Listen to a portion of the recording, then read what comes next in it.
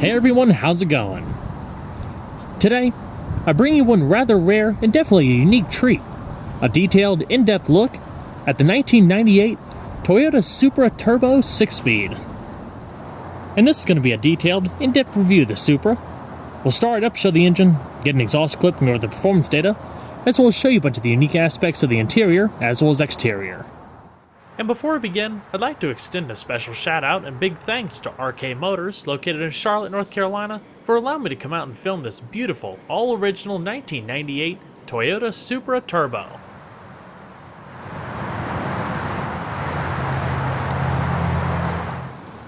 And so, without further ado, let's go and start her up, let her run. It's a deep black exterior, featuring a full beige leather interior with contrasting black across the doors, dash, and floor mats.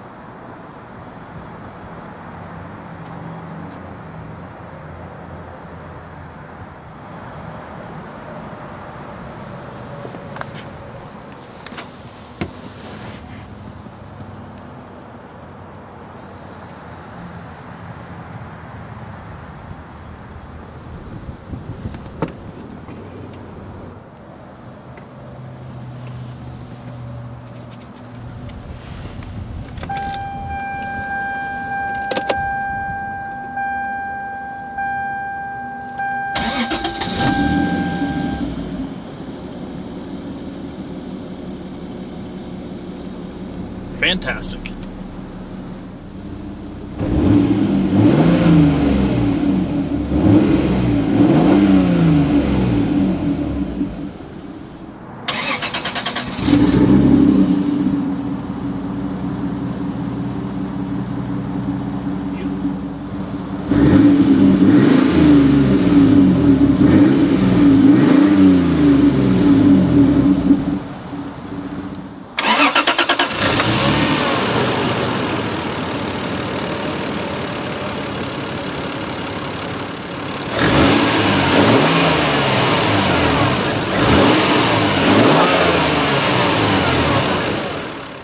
The Supra features speed proportional variable assist rack and pinion power steering directly communicated through a new 3-spoke leather-wrapped steering wheel for 1998 that replaces the old 4-spoke unit.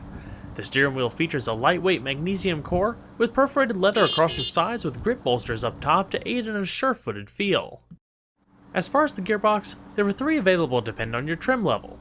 While 4-speed automatics were available for both base and turbo models, the standard transmissions were a 5-speed manual for base cars, while turbos received a more robust Getrag 6-speed manual. Features precise, short throws and a nicely positioned leather-wrapped shift knob. Also standard for turbo models was a torsion-type limited slip differential, allowing power to simultaneously be transferred to the wheel with the most traction or split between the two. And so we're going to flip on the headlamps, fog lamps, as well as the hazards. The driver's side window is automatic down. And we'll go and check out the exterior, shall we? The original Toyota Supra is regarded as one of the brand's most iconic sports cars. With signature styling, innovation, rear-wheel drive, and purist driving dynamics, it's no wonder why they remain incredibly popular to this day. While produced from 1978 to 2002 in Japan, the Supra was available in North America from 1979 until 1998, where stricter emission regulations would lead to its discontinuation. Through the years, the Supra evolved over 4 generations, with each car bringing something unique to the table, whether it be performance, styling, or technology. The original Supra was actually based on the Celica liftback, but featured an extra 5.1 inches in length, in addition to wider body and fenders to accommodate its line of signature straight-six engines over the years. Aside from styling, the Supra really differentiated itself in performance over the Celica's 4-cylinder power plant. The first generation Supra, or Mark I, was also the first Toyota to come with electronic fuel injection. With engine displacement increasing for 1981, in addition to a new single overhead cam design, It wasn't until a complete redesign in 1982 where the Supra's performance nature really began to blossom. It still retained the Mark I's fully independent suspension, specifically designed and tuned by Lotus, as well as four-wheel disc brakes. Not to mention an inline six that now featured dual overhead cams. The Mark II would remain relatively similar until a complete redesign in 1986, or 1986 and a half if you count production delays. This would be the year the Supra would finally separate itself from its Celica ties with the Mark III or third generation. While the Celica gained a new front-wheel drive platform, the Supra carried on with a rear-wheel drive layout. Its new 3-liter inline-six featured the latest design and innovation, from 4 valves per cylinder to being the first Toyota engine to utilize coil packs rather than a distributor, and it produced 200 horsepower. At this point, it became mechanically similar to the Toyota Supra, which would later evolve into the Lexus SC for North America. Other new technology included a system for controlling air compression within the intake, known as acoustic-controlled induction, which boosted power, in addition to 3-channel ABS and 2-mode driver-adjustable dampers known as Toyota electronically modulated suspension. It automatically adjusted the shock absorbers for soft, medium, and hard settings through normal and sport modes activated by the driver. The biggest thing for the Mark III was the introduction of the Supra Turbo for 1987. Featuring a single turbocharger and intercooler, it boosted horsepower by 30 over the standard 3-liter to 230 horsepower. It was also the first Toyota vehicle to be offered in a turbocharged form with analog brakes. This brings us to arguably the most iconic 4th generation or Mark IV Supra and Supra Turbo. Originally debuting for the 1993 model year, the all-new Supra would be a tremendous departure from its predecessors in both styling and performance. Its curvaceous body style, flowing lines, and optional rear wing gave it the look of speed, refinement, and elegance. Everything was designed via wind tunnels for the best aerodynamics in addition to cooling efficiency. Large vents in the front of the rear wheels helped pass air to the rear brakes, while large intakes up front fed the engine and the front brakes. Overall, Supra Turbos posted a coefficient of drag as low as 0.32.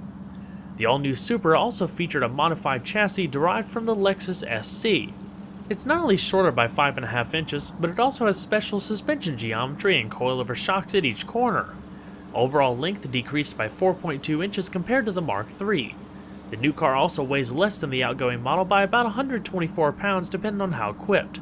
In fact, a special committee underwent about 950 meetings over 2 years to find every gram of weight they could save. This included the use of aluminum, magnesium, and tubular construction for the suspension and chassis. It was decided against using adjustable shocks, as well as including an option for a telescoping steering wheel. Dual exhausts were even sacrificed due to a weight penalty of 30 pounds with no gain in power. In addition, aluminum makes up the hood, roof, and bumper supports, while the fuel tank is made of plastic. If that wasn't enough, the rear wing is hollow and gas-filled. Hollow anti-roll bars were used, as well as hollow fiber carpet with hollow head bolts for non-structural components. What this did was increase stability and sure-footedness substantially by lowering the car's center of gravity by an inch. With the new coilover shocks, body roll was reduced drastically while front dive was reduced by 20%. This led to some of the best lateral grip forces of the day in comparison to other steep competition, as high as 0.98 G on the skid pad and a claimed 66 miles an hour through the slalom. The Supra Turbo features larger 8x17-inch alloys in front and 9.5x17-inch in the rear that could be had painted or polished. Wrapped in high-performance Z-rated tires measuring 235/45 in front and 255/40 in the rear. The ventilated disc brakes for the Turbo are also significantly larger than the base, 12.7-inch rotors in front with 4 piston calipers, and 12.8-inch rotors in the rear with 2 piston calipers. The Supra was also the first Toyota to use spiral internal vents that help channel air through the brakes more uniform than straight vents. The Mark IV cars also have a new 4-sensor, 4-channel track-tuned analog braking system with yaw control that individually places sensors on the calipers to individually control the brakes based on approach angle, speed, and pitch. With this setup, braking distances from 60 miles an hour are a short 120 feet. As far as the suspension, the Supra features 4-corner independent double wishbones with aluminum upper A-arms front and rear that are mounted to aluminum crossmember up front, with twin lower lateral links in the rear with angled trailing links.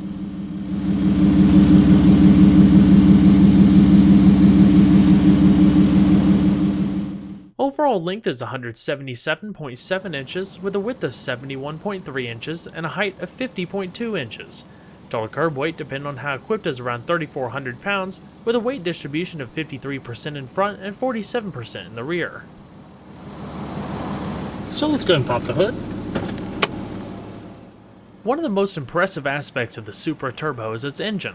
The standard 3-liter dual overhead cam, 24-valve inline 6-cylinder features port fuel injection, iron block construction with aluminum heads, and an 8.5:1 compression ratio. The naturally aspirated form is also shared with the Lexus GS300 and SC300. Unlike the Mark III Supra Turbo, the Mark IV utilizes twin sequential turbochargers with a single intercooler. What that means is that the turbos are activated at different RPMs, providing smooth power increases without the losses from turbo lag. The first turbo spools up around 2,500 RPM to provide low-end grunt, while the second idles until the car hits around 4,500 RPM. At that point, both turbos are churning air, providing maximum power up to a 6,800 RPM redline. This leads to increases of 100 horsepower and 105 pound-feet of torque over the base Supra, yielding 320 horsepower at 5,600 RPM and 315 pound-feet of torque at 4,000 RPM. This translates to 0 to 60 times as low as 4.6 seconds and quarter-mile times of 13.1 seconds at 109 miles an hour. Top speed is electronically limited to 155 miles an hour. This puts the Supra Turbo at the forefront of upper echelon sports cars of the day, making it one of the quickest and fastest cars you could buy for the money. As far as the fuel economy, with an 18.5-gallon tank and premium fuel, expect a miles per gallon rating of around 17 city and 23 on the highway for manual cars, while automatics actually gain 2 miles to a gallon in the city for 19. The interior of the Supra is a fantastic example of Toyota's attention to detail with these cars. Material and build quality are top-notch with an impressively designed cabin that's not only pleasing to look at but retains great ergonomics.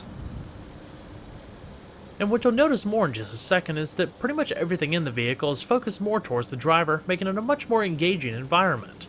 Just about all of the surfaces within the vehicle feature soft-touch material, including stitched padded trim across the door handle. All of your electric switches, including your power windows and power locks, are located on the door, while your power mirrors are located on the dash to the left-hand side of the steering column. As far as the seating, the Supra can be had with either standard cloth or optional leather upholstery like you see here in either black or the ivory color. Standard power 8-way adjustable located down below, as well as your manual lumbar. They feature a fantastic amount of comfort with plenty of padding in all of the right places, including better long-term comfort with the extra lumbar. A little bit of lateral grip on either side, as well as a built-in headrest that actually cradles your head across the sides. As you continue down below, plenty of all-weather protection for the door sill threshold, logoed floor mats, as well as extra protection down below. There's a lower air vent to provide more air to your midsection for better comfort, as well as a standard tilt steering wheel like I mentioned earlier. The majority of the top portion of the dash also features soft-touch material, while just like an airplane cockpit, everything is completely surrounding the driver. The once optional Targa roof is also standard for later model Supras. So let's go ahead and see if she sounds.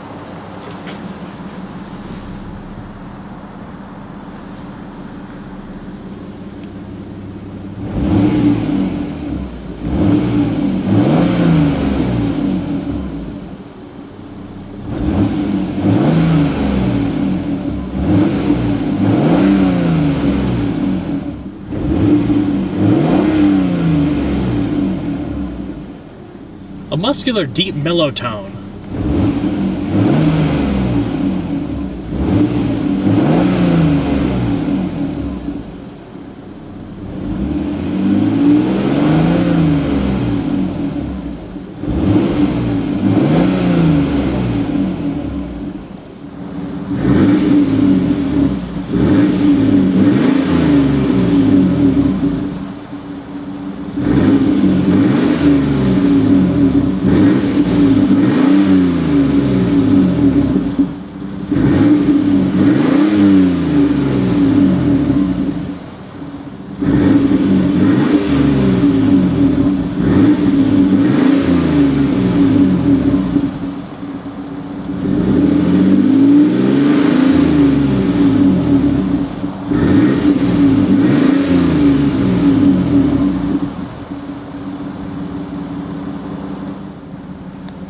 So we're going to shut her up. Put the windows up as well. This Supra pretty much comes loaded with all the available options for the day, including a premium audio system with in-dash tape as well as CD player. It's really quite simple to use. All of your presets are located down below. Track, tune, seek, and change the different radio modes between tape, AM, FM, and CD. Down below here is your audio control. You just push it, go through the different equalizer settings, and then twist it when you find your selection. Probably one of the most memorable aspects of the interior of the Supra is its driver-focused dash, making you feel like you're sitting in the middle of an airplane cockpit, especially with the circular air vents.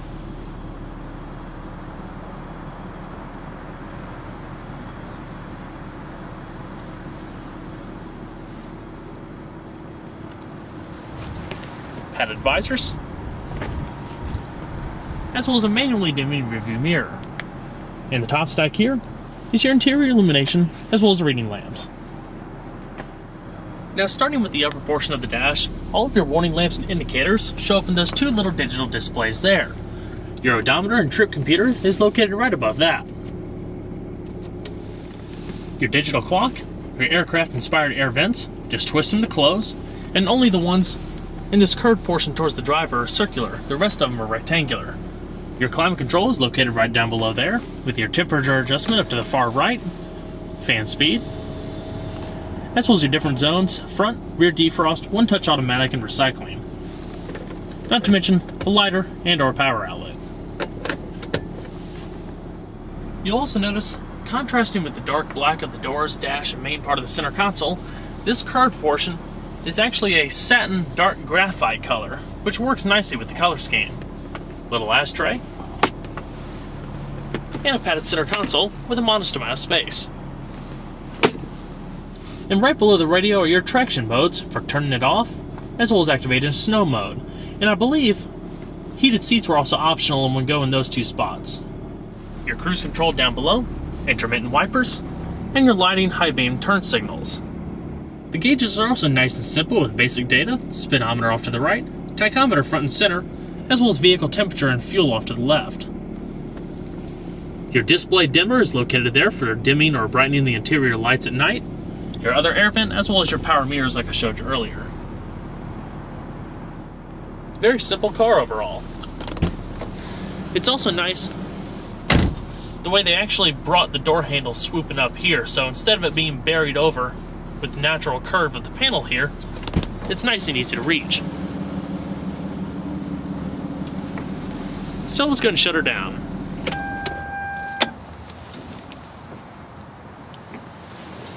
And we'll check out the back seat. To gain access to the rear seat, you just need to pull up this little manual lever here, and it'll flip the seat forward. Since this one's also electrically actuated, you have to slide it forward to get in on this side.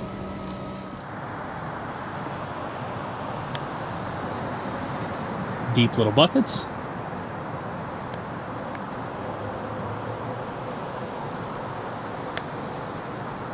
And if you need some more storage space at the rear, there's a little toggle switch right there that you pull up on, which will allow you to fold the top portion of the back seat down, creating a flat loading space.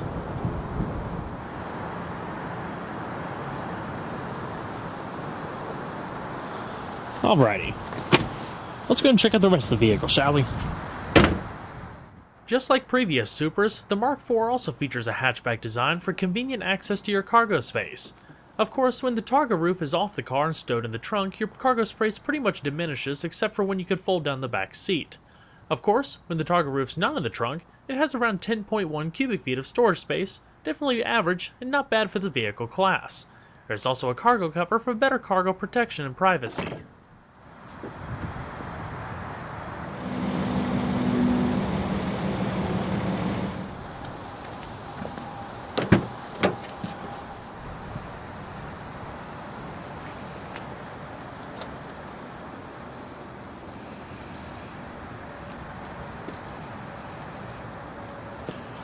The passenger seat is fully manual.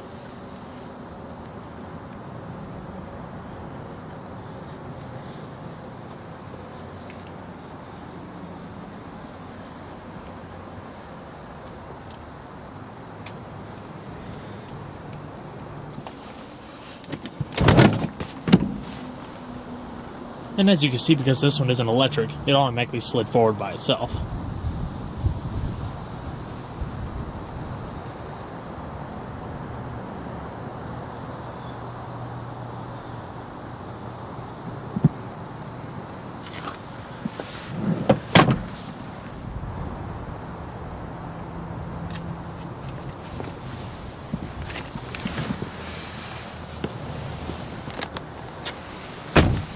passenger compartment itself is also quite roomy, plenty of room to stick your feet out, as well as open space to come and move about.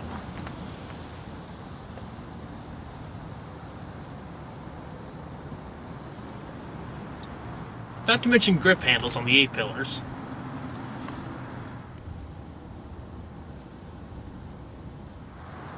You also have a locking glove box with a modest amount of space.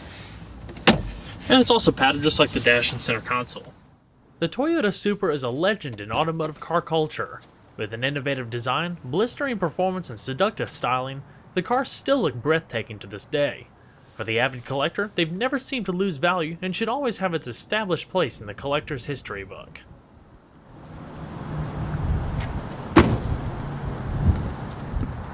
Well everyone, I hope you enjoyed the detailed, in-depth look at the 1998 Toyota Supra Turbo. Be sure to stay tuned next time, there's a lot more where that came from. Take care everybody.